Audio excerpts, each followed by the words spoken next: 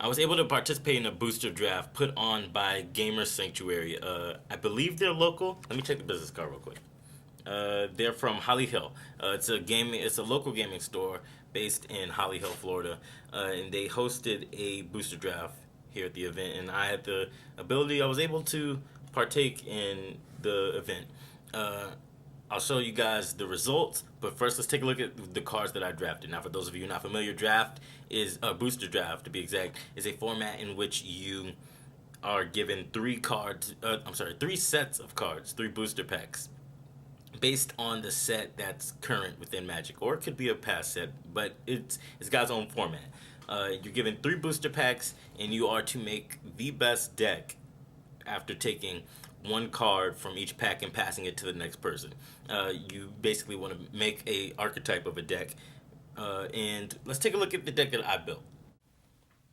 Okay, so this is my deck spread out into piles. I have it basically organized by card rarity and color. And then, of course, the most important card from the deck was Draina's Emissary. I got Draina's Emissary as my first pick, and I immediately knew, okay, this is the deck that I need to build. Draina Emissary is a 2/2 for 3 with flying, and it costs 3 mana, one of which has to be white and another has to be black. It's a vampire cleric ally, and it has flying. And at the beginning of your upkeep, each opponent loses 1 life, and you gain 1 life. Instantly upon seeing this, I said, "Okay, I understand what kind of deck this wants.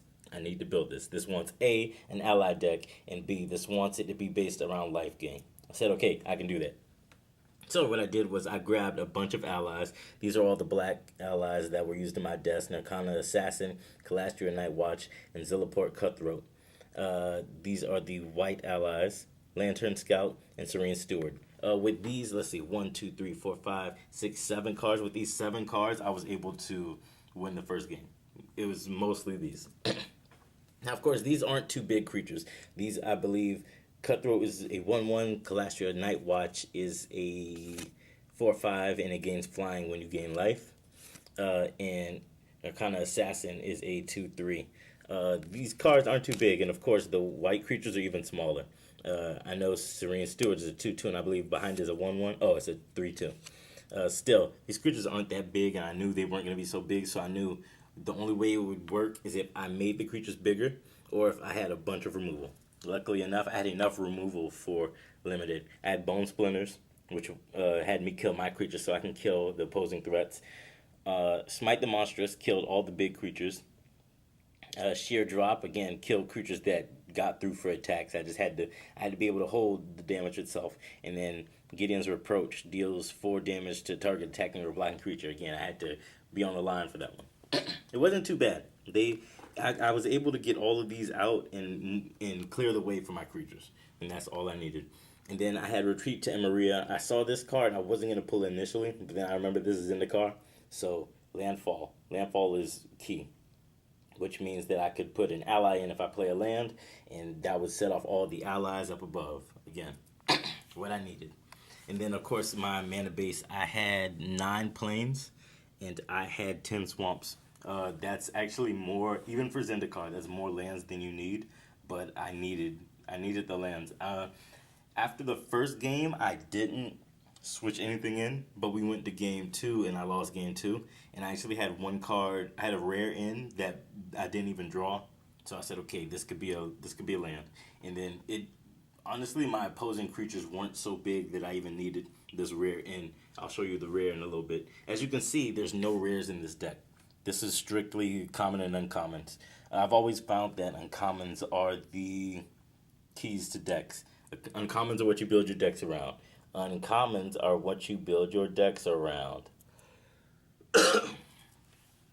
Okay, so the rest of the cards in the deck. These were actually cards that were in the deck, and I just never drew them. Shadow Glider, it has flying, and it is a 1/1 if I'm not mistaken. Let's take a look. 2/2. I'm not too familiar with the cards in the set. I didn't do any of my research, and that's okay. You don't have to do your research sometimes. Voracious Vol. This was a sacrifice outlet. One of my allies wanted creatures to die. I believe it was Zilliport Cutthroat wanted my creatures to die. So I had to find an outlet in case my opponent wasn't doing any blocking or killing. These were colorless cards. I actually didn't draw these, But Scour from Existence would have been a good card to draw. That would have been perfect removal for anything. I didn't know if my opponent had Eldrazi or not.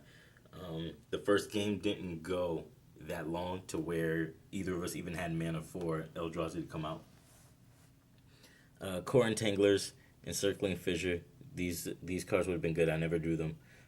These also would have been good.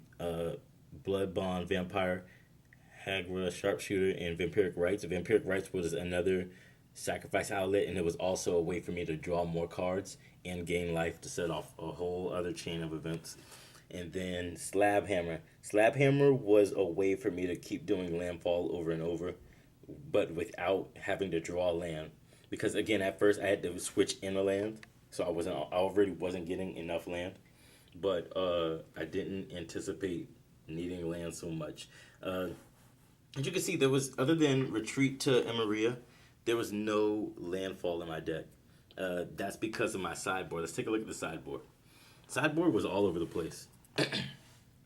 Sideboard was all over the place. We have Ondu Greathorn, Ghostly Sentinel, 2 Merc Striders, Touch of the Void, and Wavewing Elemental.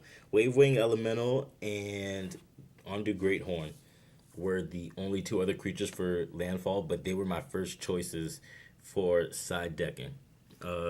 Even the blue mana being completely out there. I was going to bring in Merc Strider as well just to make the blue sideboard make sense. Hedron Blade. Hedron Blade was there in case I needed to deal with some Eldrazi, point blank. There was a Processor. He wasn't ever an option, really. Ulamog's Nullifier, I chose that only because the other options were green, and I was already running black. I had no problem with going to blue if I needed, so I said, okay, let's go for it. Geyser Field Stalker, he was another landfall. He actually did get switched in, but I didn't draw him, so I just pulled him back out, and it was okay.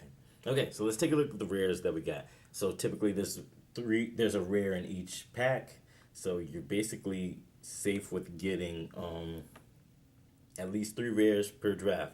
I got 4, and none of them were my first pick, to be very honest. The first one I chose was Angelic Captain. I chose that for 2 reasons. A, I love Commander, and I love Red, White, and Commander for some reason. Don't know why. And B, I didn't want someone else to get it. Yep, I hate drafted. Don't care. Fight me. Next is Wasteland Strangler. This was at one point going to be in the deck, but I pulled it out because it was the only Eldrazi. The rest of the deck was based around allies, and it felt weird to have just one Eldrazi. And I felt like I wouldn't have a good opportunity to use that ability till its fullest. So I said, okay, we're not going to do it. Then we have Aligned Hedron Network. This was actually in the deck. This was the card that got switched out for a land because my opponent's creatures never got to 5 power and survived the entire turn. Again, I had a lot of good removal, so I was able to get rid of it without needing the Hedron Network. But I also chose this for Commander.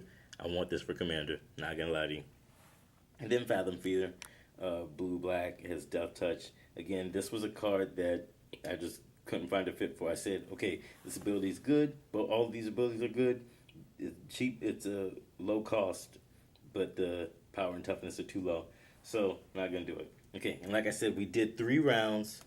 I'm sorry, we went 1 round. We couldn't go the entire tournament because we started late, and they were going to throw us out of the place. So, we said, okay, 8 of us played, we got a top 4, and the prize pool is 12 packs. So, let's just go ahead and split it evenly amongst us. Everybody was okay with it. We did it. Okay, so that means I have 3 packs. I'm going to do an opening. I'm going to have the cards fashioned out just like they are now. Again, I'm just going to open it and go. Ready? Let's do it. Okay, so let's take a look at our first pack. I'm going to go through every card. I know a lot of people only like to see the rares, but I'm not too familiar with any card in this set, so they're all pretty amazing to me, except for Plummet. I'm familiar with Plummet. I have several Plummets. So let's see. We have Coral Helm Guide. 5 mana, one of which has to be blue. Target creature can't be blocked this turn. Myers Malice. Cliffside Lookout. Another ally. Natural Connection. A Natural Aggression. Geyser Field Stalker. Cloud Manta, Sandstone Bridge, Unified Front, Rot Shambler, Coastal Discovery, Oran Reef Hydra, and then a foil Tide Drifter, Mountain, and Elemental token. I love tokens.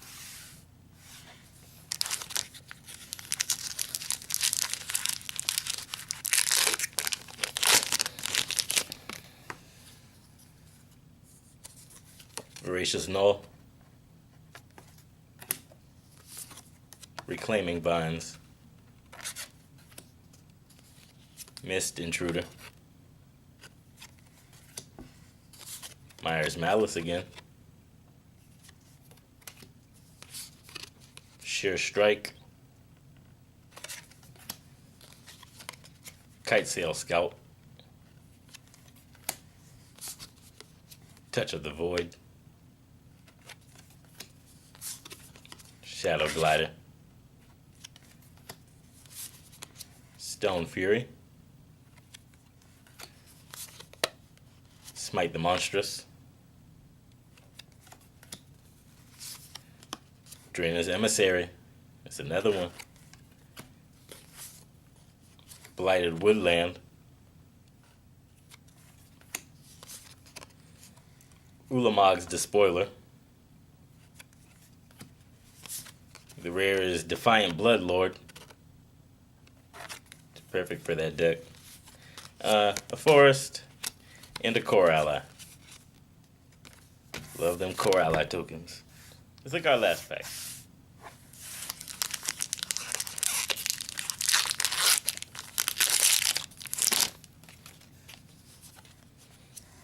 Brilliant Spectrum, Arcana Assassin, Fortified Ramp Part, Belligerent Whiptail, Broodhunter Worm, Mortuary Mire, Tightening Coils, Looming Spires, Grave Birthing, Tunneling Geopube, Crumble to Dust, Ruination Guide, Radiant Flames is the rare, and Spell Shrivel, it's foil. An Island, and a Night Ally. Actually didn't know this was a token. So that's the spoils from our draft. I got another Drainer's Emissary, so I might have fun with that. Might put that in a few commander decks. Smite the Monstrous is pretty good, and the rest don't really stand out to me, but I'm sure if I read the cards, they'd be important. So